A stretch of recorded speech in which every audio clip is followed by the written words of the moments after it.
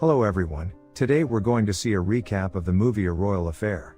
The movie opens with a young and gorgeous girl named Caroline, who is married to Christian VII, a mentally ill Danish king.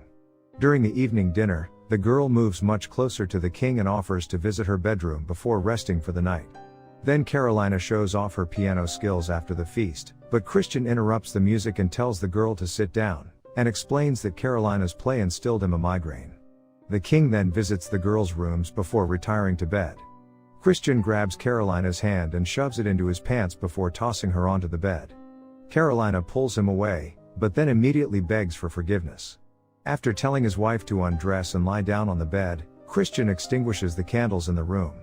Later, the girl fails to attract the king's interest, therefore Christian decides to vanish in brothels or drive prostitutes to the kingdom, rather spending time together with his young bride. A few months later, King Christian leaves the realm with Caroline and her kid.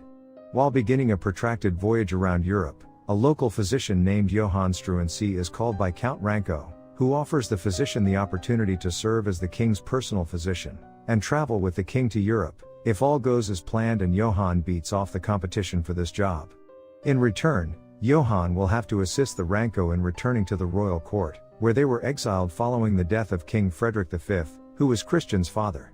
During the interview, Johann and the king rapidly establish a rapport and leave a positive impression. After traveling around Europe with Johann a year later, Christian returns to the kingdom. As nightfall falls, Count Ranko and Brandt make their way to the brothel premises, where Johann had scheduled a meeting for them. Once inside, they run into King Christian, who on Johann's recommendation, agrees to welcome them back to the royal court. After consuming alcohol, the four of them return to the palace where Carolina awaits them. Carolina is upset because the king spends every single night in brothels, which is a secret known to the entire city. Christian laments to Johann in the morning about how there are so many princesses all around him, but he only got this dull person. The king gives Struensee the order to treat Caroline for ennui because he is a doctor. Johann finds that Caroline is in perfect condition after examining her, and to help her get over her ennui, the doctor suggests she travel to a resort for the summer in Germany, where the entire royal court will be accompanied with them. Caroline and Johann come upon a guy who has been battered to death while riding horses. These estates are owned by half the members of the royal court, and one of them made the decision to punish the diligent worker in this manner for his transgression. Later Johann goes back to Denmark because of the smallpox pandemic. There the sickness claimed the lives of about 700 individuals just last month. Most of all are kids. Johann immunizes the royal infant with Caroline's approval in order to keep him safe. Carolina, certain that the kid is doing well, offers to operate on every person in the kingdom. However, the Council of Ministers declines her request owing to a lack of resources. Johann makes the decision to press Christian to carry out his plans while he is alone with the king. Considering that the king wholeheartedly trusts Johann, Johann invites him to speak at the Council of Ministers with a text he has prepared beforehand, and Christian then stands before the council and begins the presentation.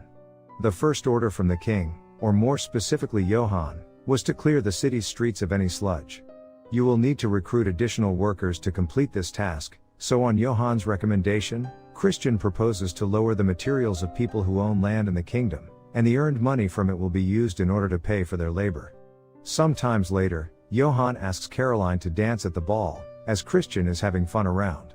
During the dance, Johann decides to leave the room, since he feels drawn to the girl inexorably. The Johann starts kissing Carolina when she follows him, but the encounter is broken off by a passing waiter. Then Johann receives a letter from Carolina the next night. Johann sneaks into the queen's quarters via the corridor for the servants before sneaking into the queen herself. Meanwhile, they start holding regular private meetings after that, and Christian starts advocating more and more new legislation at Johann's insistence. Due to a shortage of funding, the Council of Ministers once again rejects several of them, including the immunization against smallpox. Carolina persuades Johann to serve as a king's advisor and support Christian's choices, so that Christian may more easily justify his choices. Later Uwe Goldberg, one of the ministers, suspects King Christian is being influenced by Johann. He approaches Christian's stepmother, who has no problem with her own son ascending to the kingdom in place of Christian.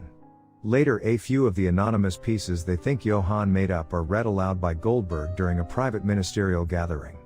These articles cover legislation that are intended to enhance the lives of peasants, but which will not be advantageous to the royal court. At a meeting of the Council of Ministers, Christian makes a proposal to take Johann's counsel, but Bernstorff, the council's head, opposes it and suggests that Johann be completely exiled from the nation. Then as soon as the guards show up, they seize Johann and haul him out of the door. Christian gets up and commands Johann's release, before declaring the ministerial council to be dissolved. Since the new rules can no longer be challenged, they may improve the quality of life in the kingdom by working with Johann. 100 new laws were passed in a short period of time, making Denmark one of the most developed nations in Europe. A short while later, Carolina tells Johann she is pregnant with his child, since she hasn't had a sexual encounter with the king in over a year. Giving birth will raise suspicions. Then Johann approaches the king and asks him to visit Caroline, pretending that the queen misses him because he does not want to lose the child. After finding that Caroline is pregnant again, and assuming that this is actually his child, Christian spends every night in Carolina's rooms, which irritates Johann. He barely ever sees her as a result of this. One day, Johann slips a decree to the king when he is signing a number of paperwork. As a result, new laws and decrees can be passed without Christian's signature. It is sufficient if Johann signs it himself. While strolling with her kid, Carolina runs across Johann, who asks to accompany her. Juliana, Christian's stepmother, sees Johann rubbing Carolina's tummy. Juliana gathers all the maids and inquires with them, to see if they have any knowledge about the relationship between Johann and Carolina. Carolina's bed was being cleaned in the morning, when one of the maids noticed Johann's odor on the bedsheet, which she mentions to Juliana. With the help of her former ministers, Juliana circulates pamphlets among the kingdom's citizens accusing the king of being deceived by Caroline and Johann, which is making Christian angry. Johann tells Christian upon reaching the king that the girl born to Carolina is the king's daughter, not Johann, and makes this declaration under oath. Knowing that these pamphlets were created by Uwe Goldberg, Johann approaches him and relieves him of his responsibilities. Johann sees the entire royal nobility enjoying supper when he arrives at the castle. Christian screams that the child Carolina delivered is Johann's child. Then he exits the space quickly. Johann, who has tracked him, issues a warning that Christian will be left abandoned if he keeps acting in this manner.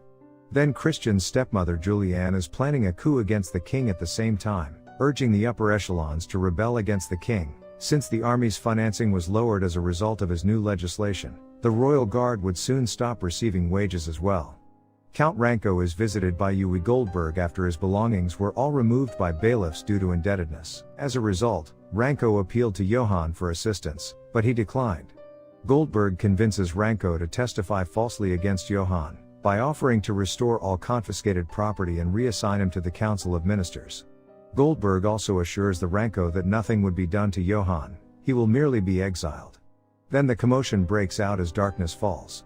The locals wants to meet King Christian, since they think Caroline and Johann assassinated the king and now control the ruling party. Fearing that the crowd may kill him, Christian is reluctant to go to see the people and flees to his rooms. Then Rankow and Goldberg visit him. Goldberg convinces the Christian that handing out Johann will quiet the throng down. Christian declines, and Rankow then claims that he overheard Johann, Caroline, and Brandt, who are allegedly planning to assassinate the king while talking to each other. Christian is coerced by Uwe Goldberg to sign a document ordering the detention of Johann and Brandt, who are therefore imprisoned that same evening. Caroline is also exiled from the kingdom, losing custody of her son. Due to the removal of the ordinances of Johann and Christian, which forbade the use of torture on detainees, Johann is subjected to torture, and as her slave informs Caroline, finally confesses to having connections to the queen. The girl gives the pardon petition for Johann and Brandt, requesting them to give it directly to Christian since she knows what awaits for Johann. A priest visits Johann in jail and informs him that the king intends to release him and Brandt on the day of their execution.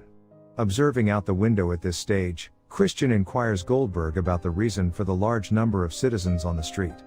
Whether today is the execution day which he intends to pardon Johann and Brandt. However, Goldberg ensures that no traitors will be executed today. Simultaneously, the detainees are carried to the scaffold. Brandt continues to think that Christian would show them mercy, but Johann realizes that they are going to die soon after seeing the priest. But he keeps it a secret from Brandt. After Johann is put to death, Carolina is sent into exile in Germany, bringing their daughter with her. A few years after Carolina passed away from a major illness, the maid who had been caring for her, delivered a stack of letters which she had been writing to her son and daughter for all these years. After reading the letter, the 16-year-old son of Christian and Carolina organizes a coup and seizes control with the assistance of his father. After then, Christian restores all of Johann's decrees and rules. And the movie ends. Thanks for watching the video.